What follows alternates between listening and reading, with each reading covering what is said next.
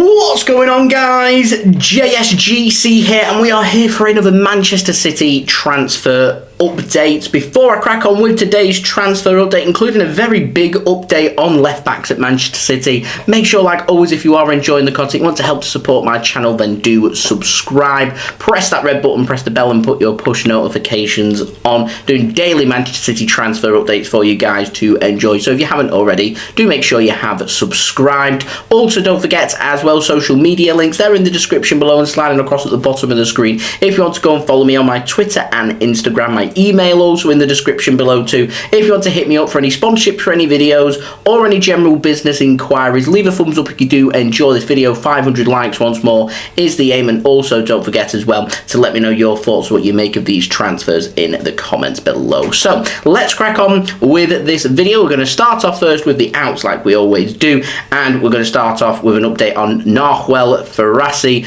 at Manchester City, who is set to join Sao Paulo over in Brazil on loan from Manchester City, which would include an option for them to buy. So it's not an obligation, it doesn't have to be paid, but they do have an option to buy, which has been set at €6 million for Ferraresi to become a permanent Sao Paulo player from next summer. Now, moving on, we do have an update on Bernardo Silva. Now, Paul Hirst at the Times has said that Manchester City will not sell Bernardo Silva this summer unless they receive a huge fee for him. Manchester City are pretty sceptical about Barcelona and what they can afford, and there is some doubt about whether they can afford to sign Bernardo Silva this summer. Now, Ben Jacobs, interestingly, has said that Bernardo Silva will not force an exit from Manchester City this summer. That means he isn't going to hand in a transfer request. It means that Barcelona have to pay the price that Man City want for him. Otherwise, they will not be signing Bernardo Silva. Now, the problem that they've got with Bernardo Silva here is that, one, very expensive, and two, we don't really have that much time to find a replacement. It takes weeks to make a transfer happen. City would have to identify players that they're interested in, send some inquiries out there, and then find out if the player's interested, get an agreement with his entourage, get an agreement with the club, get them over, get a medical done, and it's just not how City do their business. They do not rush their business. It means that if Bernardo Silva was sold by us, he probably wouldn't be replaced in this window, and I just don't think Man City can afford to do that. And with that being said, then it does mean that if Barcelona do want him and put City in that position, it's going to take a big number to make that happen. Now, €80 million has been put out there. I think that's loose change. I think Man City will be looking for a lot more. We signed Jack Grealish for £100 million last summer, and to me, Bernardo Silva is of the quality of that, of somebody who's worth more than £100 million. Do Barcelona have them finances to make that happen right now? No, and so because of that, I don't think a transfer will happen for this summer. Now, what Barcelona could do to potentially make that happen is they could say to Manchester City, can we have him on a pre-agreement where we'll lower the fee and we'll have him next summer rather than this summer. That gives City 12 months to find a replacement, which is more than enough time to go out there and do all that scouting and get all that information and find out who they want to replace Bernardo Silva with. Bernardo would then have 2 years left on his contract, not 3, and it wouldn't require such a huge offer to make that transfer happen. It probably would be around that mark of between 80 and €100 million to make that transfer happen, but that would only be with Bernardo having 2 years left on his contract and not 3. Now, Bernardo Silva he's happy to stay at Manchester City. He may be willing to sign a new contract. Who knows? If I was Manchester City right now, I'd be sitting down with Bernardo Silva and saying, would you like to go to Barcelona? This is the proposals they're putting forward, and if you'd like to stay at Manchester City, we're willing to give you a pay rise and make you one of the highest paid players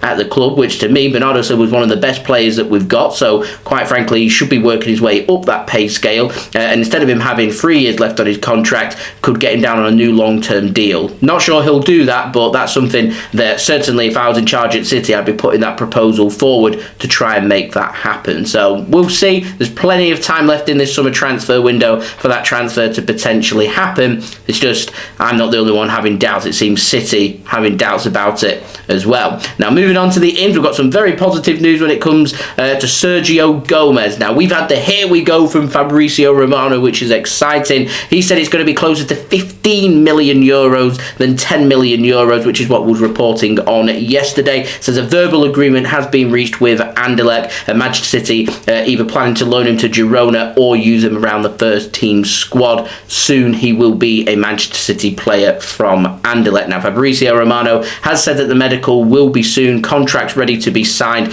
as the fee has now been agreed. Paul Hirst at the Times has said that Pep Guardiola is going to keep an eye on Sergio Gomez in training between now and the end of the transfer window. He's going to train around the first team squad, and Pep's going to make that decision as to whether he thinks he's ready for first team football with Man City to be around the first team squad and have some minutes and starts, etc, etc, or to see if he might need a little bit more experience, and if that's the case, City could opt to loan him instead, and it is for probably it's going to be Girona that he will end up at. Now, Paul Hirst has said it's going to be an £11 million fee, which could rise to as much as £16.9 million with add-ons. A 15% sell-on fee has been included by Anderlecht as well. It means if City do sell Sergio Gomez, Anderlecht will get 15% of whatever Man City sell him for. And Paul Bowles at The Athletic has said that Gomez has travelled to Manchester today to undergo his medical checks ahead of a 13 million euros move. So lots of different figures being put out there. We'll see in the end what them figures are, but Sergio Gomez soon will become a Manchester City player.